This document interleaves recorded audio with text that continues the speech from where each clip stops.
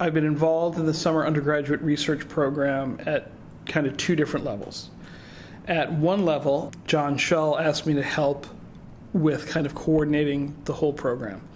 And so we worked together to develop the structure for the weekly lunches and some of the setup for the undergraduate research symposium and how that would work, plans of work for the week, every week, things like that, that we would also encourage other students to do. And we also worked together to pick the speakers for the weekly series. I had a group of students I've been working with throughout the academic year who wanted to continue their work.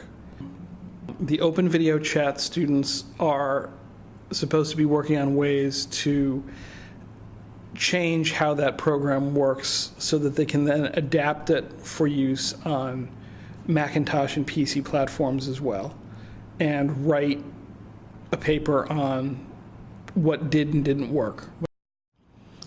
The two different teams who are working on game and animation engines for the OLPC, the Art and Animation Project, they started the quarter kind of with a blank slate, and they spent a lot of time testing to see which graphics and formats the system handles best, and then trying to build an engine from that.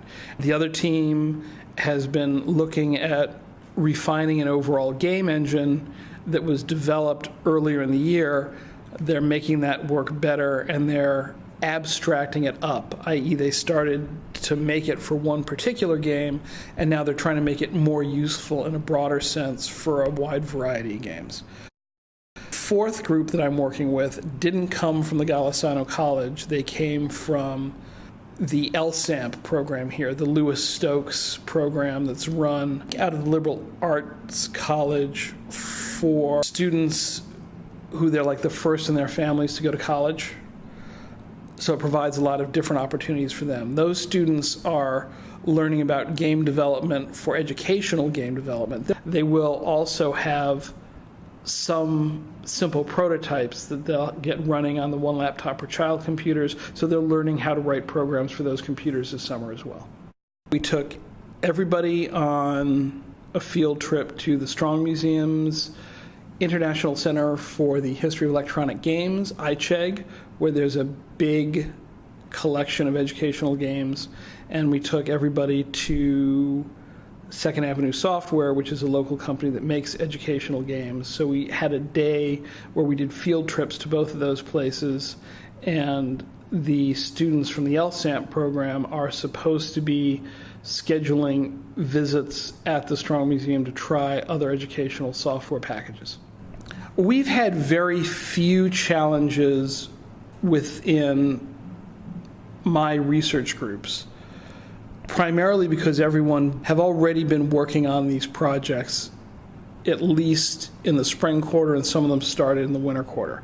So they've been working on the same project for a while. For the open video chat program, the biggest challenge was getting around some software issues that were outside of their control, that were pieces of open source software that they were using that they were having trouble getting to work right. And theoretically, the Hackfest will have helped us solve that problem. Mentoring my group of students for me was very easy, again, because I've been working with them for a while now.